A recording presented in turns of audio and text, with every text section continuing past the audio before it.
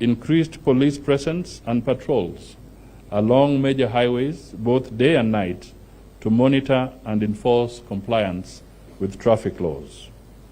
The enhanced patrols will serve to discourage reckless driving and speed violations and to prevent unlicensed and overloaded PSVs from operating.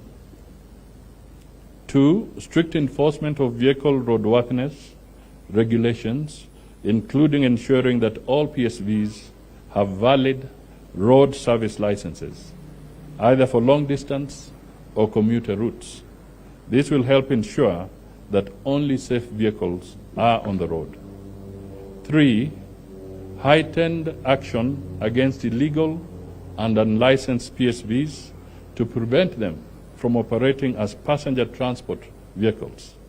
Such vehicles should not be allowed to carry passengers as they do not meet the required standards for passenger safety as stipulated in the NTCA operations regulations of 2014.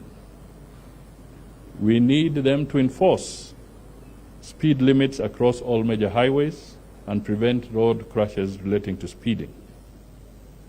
Personal responsibility by law enforcement officers, base commanders and officers serving within their stations should do their uttermost to preserve safety and ensure no incidents occur within their jurisdictions.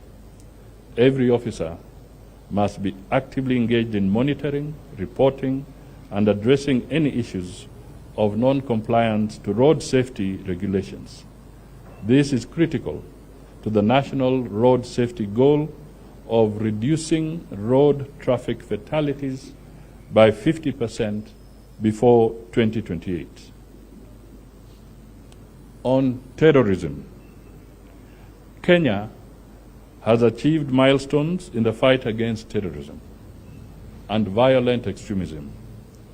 With the Global Terrorism Index impact score for Kenya decreasing from a high in 2023 to a medium in 2024. Our reports indicated that from January 2024 to November 2020, from January 2022 to November 2024, our officers have thwarted 47 terrorist attacks across the country. During the period, several terrorists have been neutralized. The government has also pushed for 11 successful convictions. Noteworthy, our success also came through collaborations with our international agencies and partners to thwart crime through training and equipment support. On disasters, including industrial accidents, oil spills, and chemical and gas leaks are also normally reported in the country, leading to loss of lives and long-term detrimental effects on the environment. The gas explosion in Mudavadi, Embakasi, where 13 lives were lost and over 300 people injured, was a significant catastrophe. To effectively mitigate the impacts of these disasters, the government continues to enforce and review legislation concerning environmental management and enhance early warning systems to predict and monitor disasters. On corruption, the government has made commendable strides in tackling theft of public resources by establishing a high standard of accountability, integrity, and anti-corruption measures to safeguard our national well-being and development. A total of 49 cases of public interest have been registered in court for the prosecution involving amounts totaling to 6 billion Kenya shillings, and of course 15 convictions have so far been made.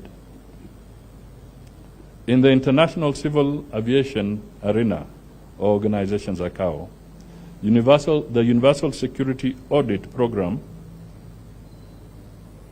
has indicated that Kenya has achieved a 91.77% rating, placing it second on the continent.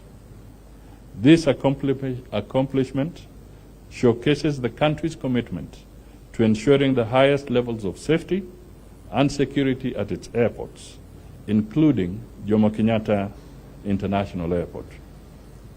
The enhanced multi-agency collaborations have also led to the recovery in our airports of 2,540 kilograms of elephant ivory, 14,547 kilograms of bushmeat, and 5.92 kilograms of rhino horns. 5 suspects were arrested and prosecuted this year. In the mining sector, there have been instances of illegal mining activities resulting in loss of revenue to the government through tax evasion, corruption, and fraud. Most artisanal miners in Kenya are found in the following counties: Taita Taveta, Kwale, Migori, Kakamega, Vihiga, Siaya, Marsabit, West Pokot, Samburu, Garissa, Kajiado, Mandera, and Machakos. The government recently established and operationalized the Mining Police Unit to curb illegal mining.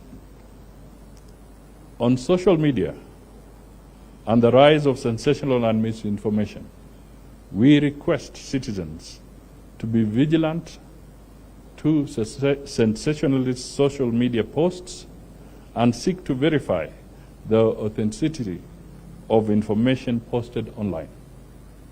While social media is an invaluable tool for disseminating news, it has unfortunately been used by several individuals to manipulate public perception and pursue political agenda inconsistent with our national interests and against the sanctity of the Constitution. And let me just give a very recent example. Earlier in the week, the Inspector General of Police flew to one of the border areas in northern Kenya, where on the social media there was a buzz that 10 miners had been buried alive in that area. The Inspector General is here. They went there physically with his team, and it turned out the information was false. So, ladies and gentlemen and fellow Kenyans, you can imagine you now remove the attention of the Inspector General from the focused area to a place where people are playing pranks. Suppose now there was a genuine emergency somewhere else. What happens? We need to address these things collectively. To our dedicated security personnel, the often unsung heroes and protectors of our safety, we owe a debt of gratitude.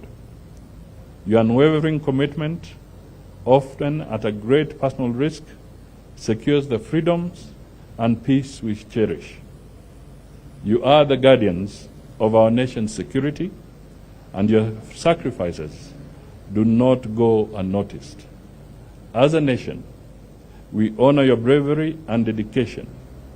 And ladies and gentlemen, it's important for you to note that between January to 17th December 2024, there were a total of 55 deaths. In the last 6 years, we have lost 383 officers in the line of duty. This year, 830 officers have been injured in the line of duty.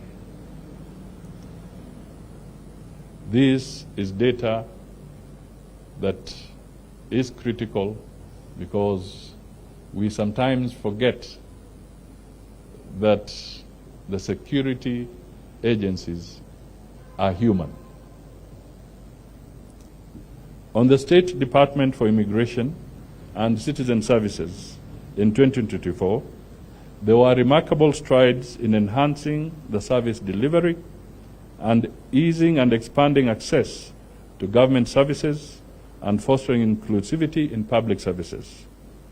We have streamlined operations to improve the service delivery and address delays in passport and document processing. On e-citizens, we have onboarded over 22,000 government services available online, and 375,000 Kenyans visit the e-citizen platform daily. Listen to that, 375,000 daily for different services. Over 13 million users are registered on e-citizen platform. We also closed down 1,130 pay bills and created a single pay bill, the famous 22222, for payment of all government services. This has resulted in the collection of Kenya shillings 900 million daily. We invested in 2 modern printers with a combined capacity of producing 500 passports per hour. This investment, in tandem with the procurement of 1 million passport booklets, the recruitment of 300 immigration officers, and modifications of physical facilities, effectively resulted in the clearance of a backlog of 609,805 passports. So basically, there is no backlog now. The Directorate also opened 2 new offices in Kericho and Bungoma, taking services closer to citizens and effectively easing pressure on existing offices. To encourage the uptake,